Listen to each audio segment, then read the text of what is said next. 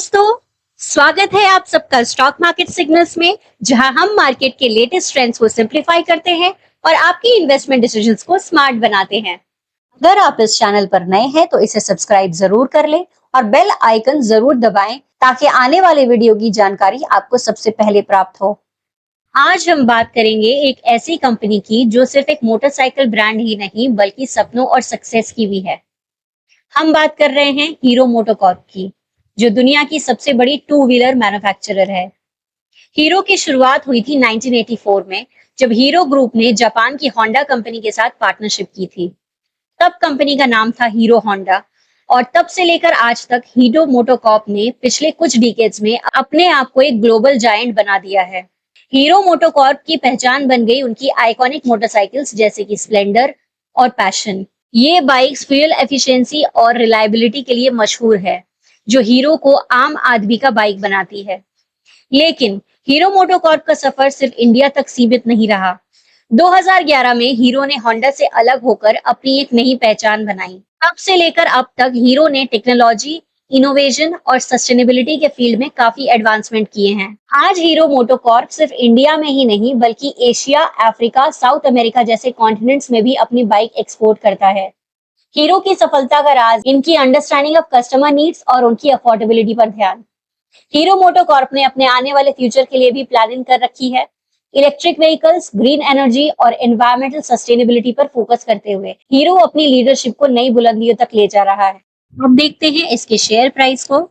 तो इसका 1 डे का रिटर्न 3.25% का है और इसका करंट प्राइस है 5,967 रुपीज। अगर इसके पिछले एक महीने के रिटर्न्स को देखते हैं तो इस शेयर ने 15% का रिटर्न जनरेट करके दिया है। अगर बात करते हैं एक साल की, तो पिछले एक साल में कंपनी ने अराउंड 91.58% का रिटर्न जनरेट किया है। पिछले 5 सालों में कंपनी ने 108% का रिटर्न जनरेट करके दिया है।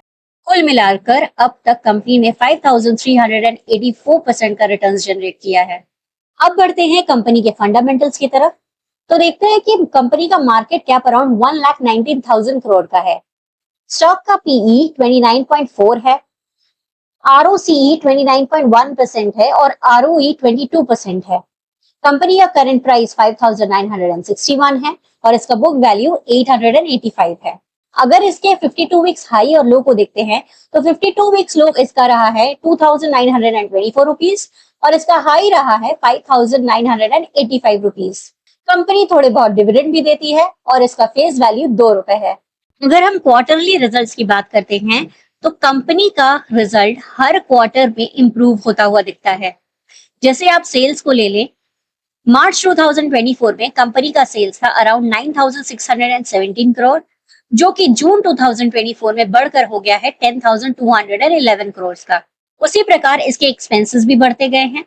जो मार्च 2024 में 8,298 था, वो जून 2024 में बढ़ के 8,804 करोड़ का हो गया है। इसके नेट प्रॉफिट अगर देखते हैं तो नेट प्रॉफिट में भी बढ़ोतरी हुई है। मार्च 2024 में इसका नेट प्रॉफिट था 943 करोड़ का, जो कि जून 2024 में बढ़कर हो गया है 1,032 crore. Quarter two quarter results की अगर बात करें तो कंपनी ने नेट प्रॉफिट में एक स्टेबिलिटी बनाकर रखी है। इसके ईपीएस को अगर देखें तो ये जून 2021 में इसका ईपीएस था 12.82, जो कि जून 2024 में बढ़कर हो गया है 52.31। और क्वार्टरली अगर देखें तो मार्च 2024 में इसका ईपीएस था 46.77, जो जून 2024 में हो गया है 52.31। पढ़ते हैं इसके ईयरली रिजल्ट्स की तरफ, तो हम देख सकते हैं कि हर साल कंपनी का सेल्स बढ़ता हुआ नजर आ रहा है। मार्च 2014 में इसका सेल्स था अराउंड 25,275 करोड़ का, जो कि मार्च 2019 में बढ़कर हो गया है 33,971 करोड़।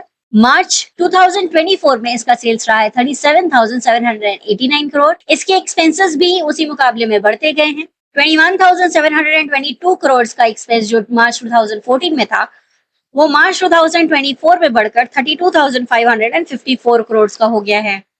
अगर हम इसके नेट प्रॉफिट को देखें तो नेट प्रॉफिट भी इसका हर साल बढ़ता गया है।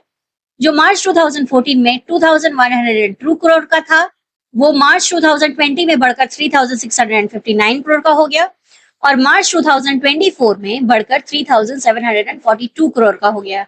इसका ईपीएस मार्च 2014 में 105 था, जो कि मार्च 2024 में बढ़कर 187.31 हो गया है।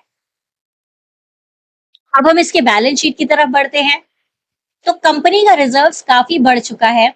जो मार्च 2014 में 5,583 करोड़ का था, वो मार्च 2020 में बढ़कर 14,366 करोड़ का हो गया और मार्च 24 में 17,659 करोड़ का हो गया। कंपनी की बोरोइंग्स भी थोड़ी बहुत बढ़ती गई है। जो मार्च 2014 में 284 करोड़ का था, वो मार्च 2024 में बढ़कर 606 करोड़ का ही रह गया है। अब हम इसके शेयर होल्डिंग पैटर्न की तरफ बढ़ते हैं। तो प्रोमोटर का होल्डिंग 34.76% है, जो कि काफी सालों से स्टेबल है। एफआईआई की होल्डिंग में थोड़ी बढ़ोतरी दिख रही है और डीआईआई की होल्डिंग में थोड़ी गिरावट दिख रही है। पब्लिक की होल्डिंग में भी डिक्लाइन दिखने को मिल रहा है। जो मार्च 2024 में 8.55% की थी, वो जून 2024 में 8.49% की हो गई है। तो आइए अब इसके टेक्निकल्स को भी देख लेते हैं। मैंने इसके लेवल्स को पहले ही निकाल कर रखा है। जैसा कि आप देख सकते हैं चार्ट में, हीरो मोटो के शेयर्स ने आज अपने रेजिस्टेंस जो कि 5,863 के पास था, उसको डिसाइसिवली ब्रेक कर दिया है। अगर इसके पैरेलल लाइन के रेजिस्टेंस को देखा जाए तो अब इसका नेक्स्ट रेजिस्टेंस 6,650 के पास आएगा। आप इससे इसका नेक्स्ट टारगेट भी कह सकते हैं। मतलब यहाँ से भी ये स्टॉक 700 की रैली आपको दिखा सकता है। ये स्टॉक एनालिसिस और दी गई जानकारी केवल एजुकेशनल पर्पस के लिए है। I am not a SEBI registered advisor. किसी भी निवेश निर्णय लेने से पहले कृपया खुद रिसर्च करें या किसी फाइनेंशियल एडवाइजर की सलाह लें।